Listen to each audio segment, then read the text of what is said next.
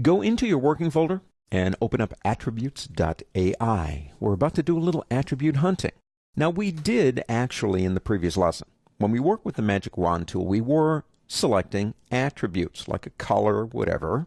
This is just a different way to do it, and we actually have some more options too.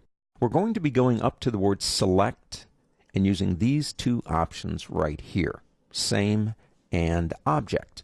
For example, let's say we select this obnoxious circle down here, and we want to see if we have anything else like it in terms of color, weight, whatever. So we select it first. Then we go to the word select and go into, say, same, and say, how about same fill color?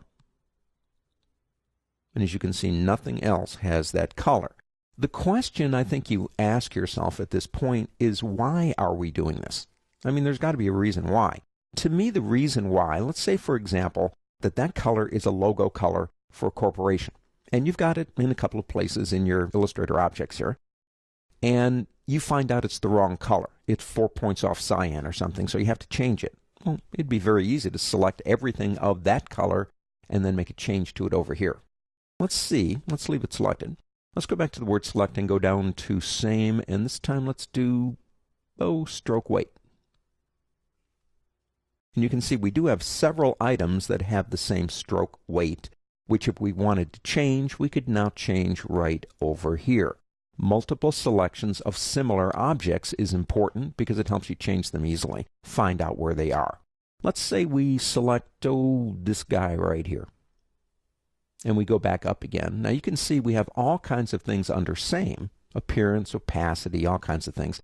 Under object, you've got things like all on the same layers. And you can see we have several items that are all on the same layer. And we can then work with them. I mean, there's other ways to find out what's on a layer, but that would be one way. Select one of them and find out what else is on that layer. Let's go ahead and click over here to unselect. Incidentally, I am just using my simple selection tool up here.